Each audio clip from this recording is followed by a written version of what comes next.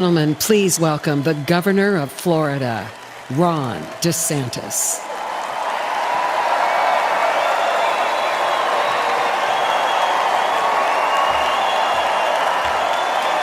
My fellow Republicans, let's send Joe Biden back to his basement and let's send Donald Trump back to the White House.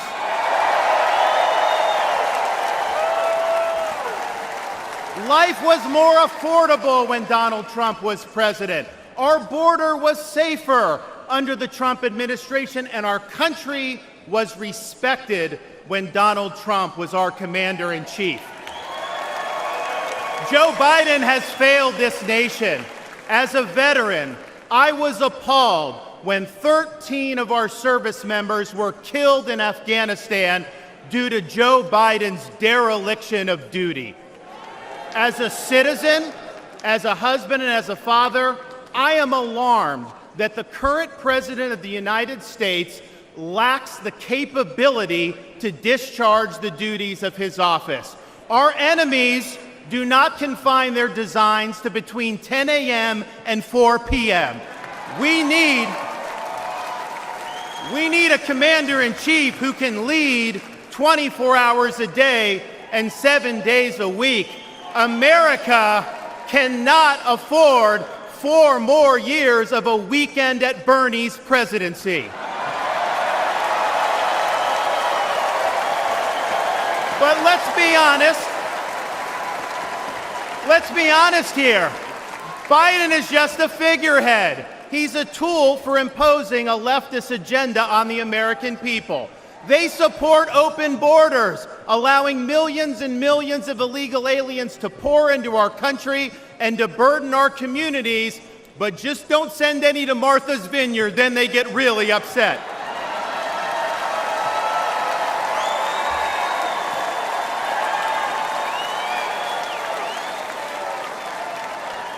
They have unleashed progressive prosecutors across our nation who care more about coddling criminals than about protecting their own communities. They use the unelected bureaucracy to impose their will on us without our consent, and they weaponize political power to target their political opponents like they've done to our own nominee. They want to ban gas automobiles, eliminate Second Amendment rights, and impose gender ideology on everyone from our infantrymen to kindergartners. They stand for DEI, which really means division, exclusion, and indoctrination, and it is wrong.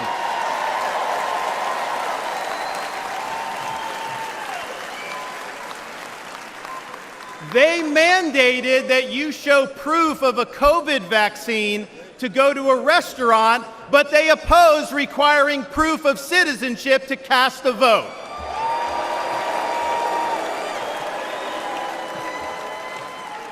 They can't even define what a woman is. Now, Donald Trump stands in their way, and he stands up for America. Donald Trump has been demonized, he's been sued, he's been prosecuted, and he nearly lost his life. We cannot let him down, and we cannot let America down.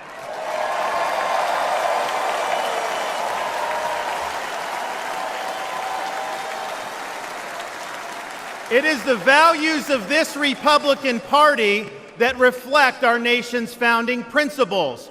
We believe schools should educate, not indoctrinate. We stand for parents' rights, including universal school choice. We support law and order, not rioting and disorder. We seek a strong, focused United States military, not one distracted by a social agenda. We reject entrenched political class, and we demand term limits for members of Congress.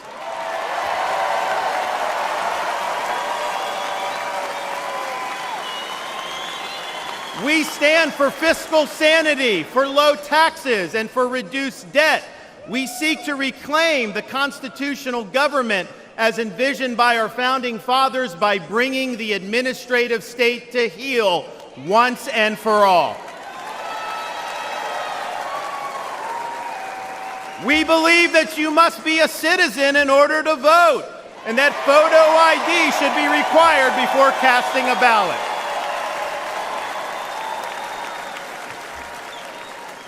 We stand for strong borders and believe that our nation must have a shared civic culture, and we oppose any immigration that stands apart or in contrast to our American values.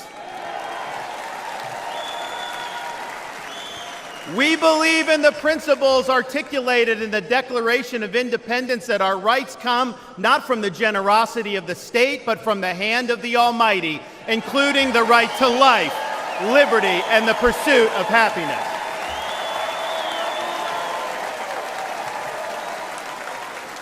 Now, none of this is easy, but it can be done. For decades, my home state saw elections determined by razor-thin margins. Today, due to bold leadership, the Democratic Party lies in ruins. The left is in retreat. Freedom reigns supreme. The woke mind virus is dead, and Florida is a solid Republican state.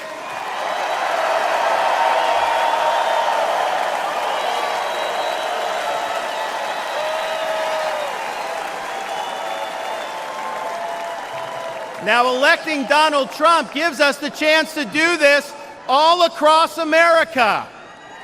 And we have a responsibility to step up and make it happen. We have a responsibility to preserve what George Washington called the sacred fire of liberty. This was a fire that burned in Independence Hall in 1776 when 56 men pledged their lives, their fortunes, and their sacred honor to establish this nation.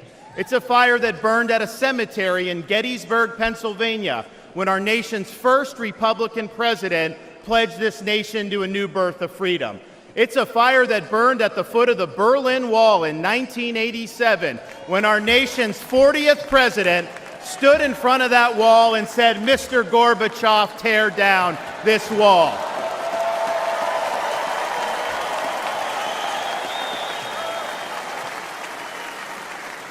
This is not a responsibility we should fear. It's a responsibility we should welcome. After all, if not us, who? And if not now, when?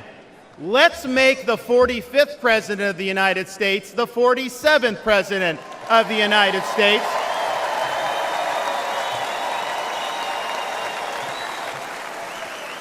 Let's elect Republicans up and down the ballot, and let's heed the call of our party's nominee to fight, fight, fight for these United States. Thank you.